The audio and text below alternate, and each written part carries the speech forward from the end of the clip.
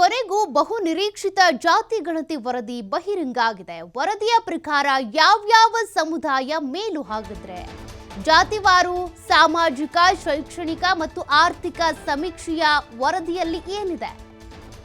ವರದಿ ಪ್ರಕಾರ ಏಕಜಾತಿ ಜನಸಂಖ್ಯೆಯಲ್ಲಿ ಮುಸ್ಲಿಮರೇ ನಂಬರ್ 1 ಎನ್ನಲಾಗ್ತಿದೆ. ವರದಿಯ ಒಂದಷ್ಟು ಅಂಕಿ ಅಂಶಗಳನ್ನ ನೀವು ಗಮನಿಸಬಹುದು. ಜಾತಿವಾರು ಸಾಮಾಜಿಕ ಶೈಕ್ಷಣಿಕ ಆರ್ಥಿಕ ಸಮೀಕ್ಷೆ ಇದು. ವರದಿಯ ಪ್ರಕಾರ ಏಕಜಾತಿ ಜನಸಂಖ್ಯೆಯಲ್ಲಿ ಮುಸ್ಲಿಮರೇ ನಂಬರ್ 1. ಬರೋಬ್ಬರಿ 75.25 ಲಕ್ಷ ಮಂದಿ ಇದ್ದಾರೆ.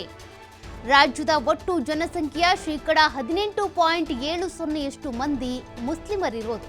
ಇದರಿಂದ ಪ್ರವರ್ಗ 2B ಅಡಿ ಶೇಕಡ 4ರಿಂದ ಶೇಕಡ 8ಕ್ಕೆ ಮೀಸಲಾತಿ ಏರಿಕೆ ಮಾಡಬೇಕು ಅನ್ನೋದು ಈ ಒಂದು ವರದಿಯ ಶಿಫಾರಸು. ಜಯಪ್ರಕಾಶ್ ಹೆಗ್ಡೆ ನೇತೃತ್ವದ ಒಬಿಸಿ ಆಯೋಗ ಶಿಫಾರಸು ಮಾಡಿರೋದು.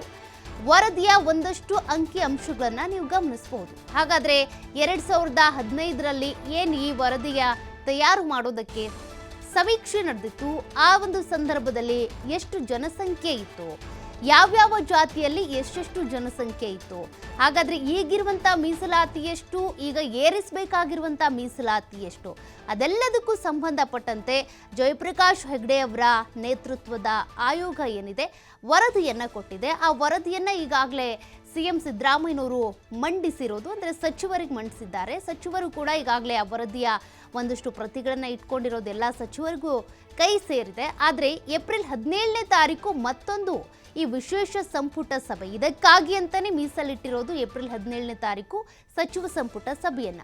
ಅಲ್ಲಿ ಇದಕ್ಕೆ ಸಂಬಂಧಪಟ್ಟಂತೆ ಒಂದಷ್ಟು ನಿರ್ಧಾರಗಳನ್ನ ತೆಗೆದುಕೊಳ್ತಾರೆ. ಅಂದರೆ ಒಪಿನಿಯನ್ಸ್ ಕಲೆಕ್ಟ್ ಮಾಡಿಕೊಂಡು ಏನು ಮಾಡಬಹುದು ಅಂತ. ವಿರೋಧ ಪರ ಎಲ್ಲ ಇರೋದ್ರಿಂದ, ಏನು ಜಾತಿ ಲೆಕ್ಕಾಚಾರ ಬಹಿರಂಗ ಆಗಿರೋದ್ರಿಂದ ಸಮುದಾಯದ ಜನಸಂಖ್ಯೆಯಲ್ಲಿ ಮುಸ್ಲಿಮರು ಏಕಜಾತಿ 75.25 ಲಕ್ಷ ಮಂದಿ ಇರೋದು. ಪರಿಶಿಷ್ಟ ಜಾತಿ ನೋಡುವುದಾದ್ರೆ ಅದರಲ್ಲಿ 101 ಜಾತಿ ಉಪಜಾತಿಗಳಿರೋದು. ಹಾಗಾಗಿ 1.09 ಕೋಟಿ ಜನ ಇರೋದು ಅದರಲ್ಲಿ. ಇನ್ನು ಪರಿಶಿಷ್ಟ ಪಂಗಡದಲ್ಲಿ 49 ಜಾತಿಗಳಿವೆ. ಆ ಒಂದು ಜಾತಿ ಒಳಗಡೆನೆ ಮತ್ತಷ್ಟು ಜಾತಿಗಳಿರೋದು. 42.81 ಲಕ್ಷ ಜನಸಂಖ್ಯೆ ಇದರಲ್ಲಿರೋದು. ಇನ್ನು ಲಿಂಗಾಯತ ನೋಡೋದಾದ್ರೆ ಥರ್ಡ್ ಬಿ, ಆ ಜನಸಂಖ್ಯೆ ನೋಡೋದಾದ್ರೆ 81 ಲಕ್ಷ ಮಂದಿ ಇರುವಂಥದ್ದು. ಕುರುಬರು 2A ಕೆಟಗರಿಯಲ್ಲಿ ಬರುವಂಥವ್ರು ಏನಿದ್ದಾರೆ 77.78 ಲಕ್ಷ ಮಂದಿ ಇರೋದು. ಒಕ್ಕಲಿಗ 3A ಅಲ್ಲಿ ಬರ್ತಾರೆ ಇವರು, 72.99 ಲಕ್ಷ ಮಂದಿ ಇರೋದು. ಹೀಗಾಗಿ ಜಾತಿ ಗಣತಿಯಲ್ಲಿ ಒಂದಷ್ಟು ಅಂಕಿಅಂಶಗಳನ್ನ ನೋಡಿದವರಿಗೆ ಕೆಲವರಿಗೆ ಶಾಕ್ ಆಗಿರುತ್ತೆ. ಯಾಕೆಂದ್ರೆ ಲಿಂಗಾಯತ ಹಾಗೂ ಒಕ್ಕಲಿಗ ಪ್ರಬಲ ಸಮುದಾಯ ಅಂತ ಹಿಂದಿನ ಕಾಲದಿಂದನೂ ಗುರುತಿಸ್ಕೊಂಡು ಬಂದಿದೆ.